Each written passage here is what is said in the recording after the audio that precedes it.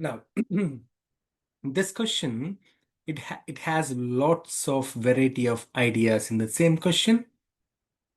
For example, they're talking about stationary points. At the same time, they're talking about point of inflection. And we need to sketch the curve.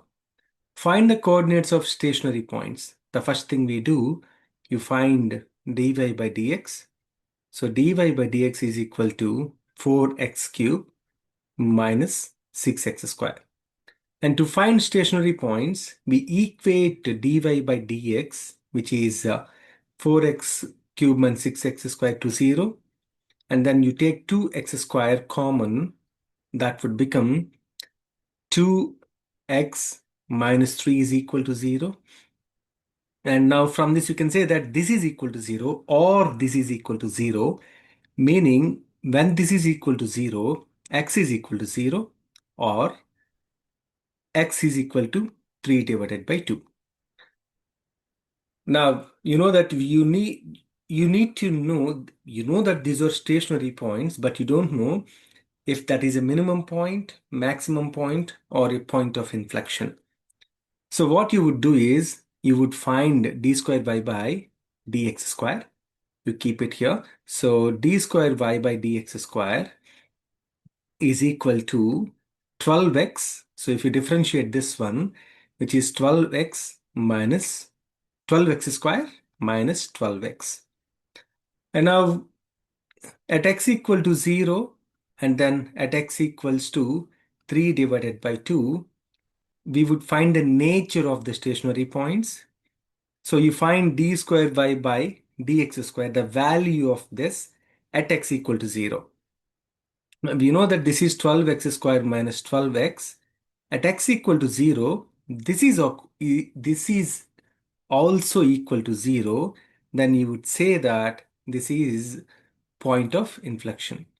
To find if it is to find what kind of point of inflection, if it is going up or going down, you need to take a point smaller than this. I would take x equal to negative 0.1 and then I'll take x equal to 0.1. And I would calculate d squared y by dx squared there. So d squared y by dx squared, if I take negative 0.1, you can use your calculator. That would become positive. You can just sub in this one. So 12 times negative 0.1 whole square minus 12 times 0.1. So this would be a positive value, but bigger, like a decimal one. And this is just 1.2. This is smaller than 1.2, which is at negative 0.1. Sorry, at negative 0.1. This is positive. This is also positive. So this will be greater than 0. You can just use your calculator. And then if you take 0.1, which is 12 times 0.1 whole square minus 12 times 0.1, this would be bigger value. So it is less than 0. So the shape of the curve is going to be here. It is greater than 0. D squared by y by dx squared greater than 0.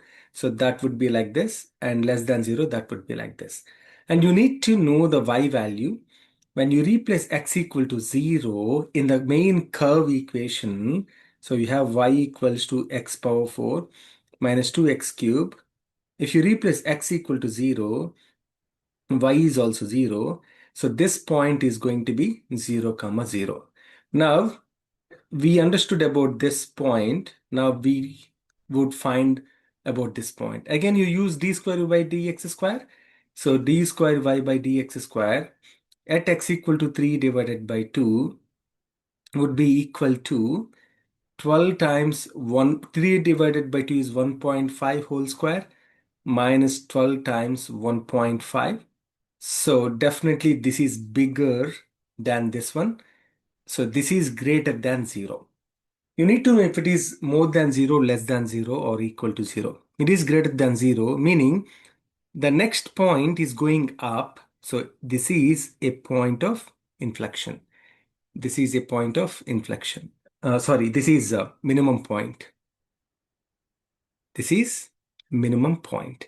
So when it is equal to 0, it is point of inflection. When it is greater than 0, it is a minimum point.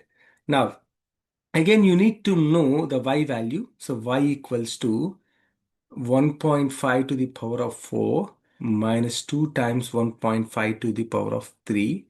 So if you calculate this one, you can use your calculator quickly.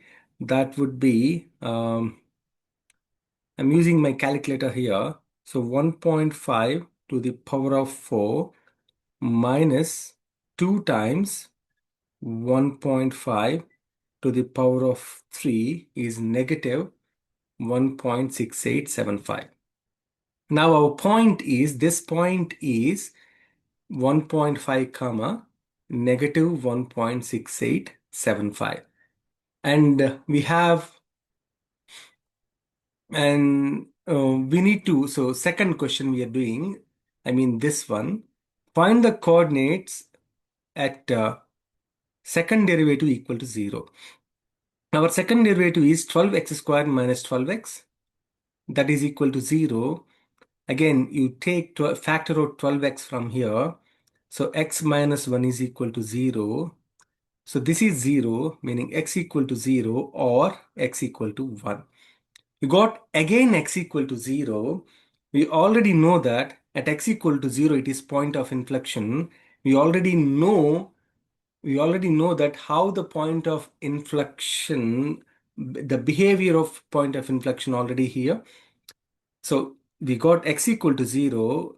Uh, we already know the behavior at x equal to 0. So I'm not going to do that again. At x equal to 1, so whenever you equate second differentiation to 0, meaning they are definitely point of inflections. We already know the behavior of this point of inflection. We need to know the behavior of this point of inflection. You would take x equal to 0.9 and x equal to 1.1. So if you replace in d square y by dx square, x equal to 0.9. So 12 times 0.9 square minus 12 times 0.9. If you calculate that one, maybe you can use your calculator. So if I take 12 times 0.9 common, this would be 0.9 minus 1, which is negative, So then if you replace this one, if you replace x equal to 1.1, I would get more than 0. So this point of inflection behavior is at x equal to 1, is going to, before x equal to 1, it is less than 0, and after x equal to 1, it is going to be more than 0. And you need the y value as well. When x equal to 1, you replace in the original equation, it becomes y equals to minus 1. So at 1 comma minus 1, I will uh,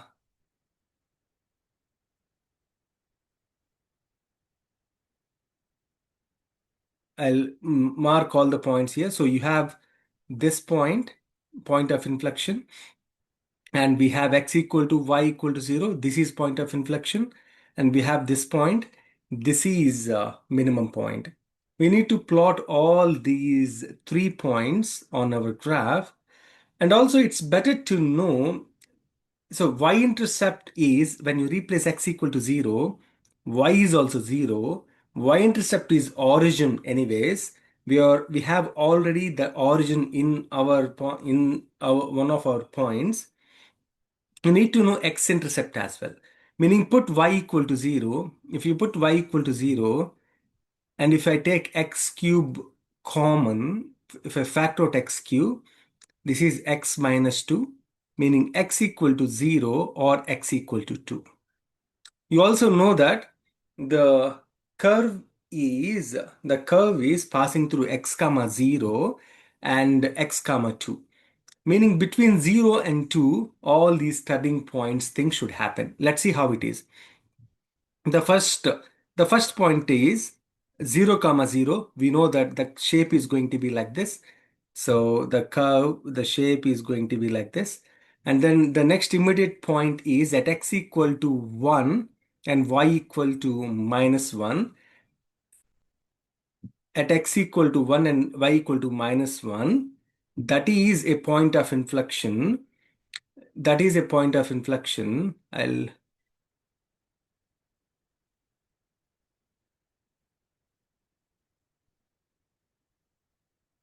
draw the graph again.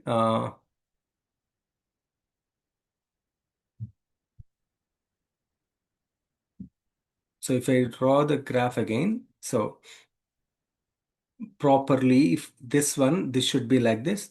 So before this one and this one, and x equal to 1 comma minus 1, this is somewhere here 1 comma minus 1. If you see before 1 comma minus 1, it should be concaving downwards because it is less than 0. You can see that here.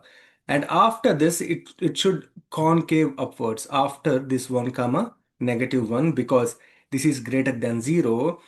And again, there is a minimum point at 1.5 comma. So somewhere here 1.5 comma 1.5 comma this point here, it should be a minimum point, and it should pass through x-axis when x equal to 2, when x equal to 2 comma 0.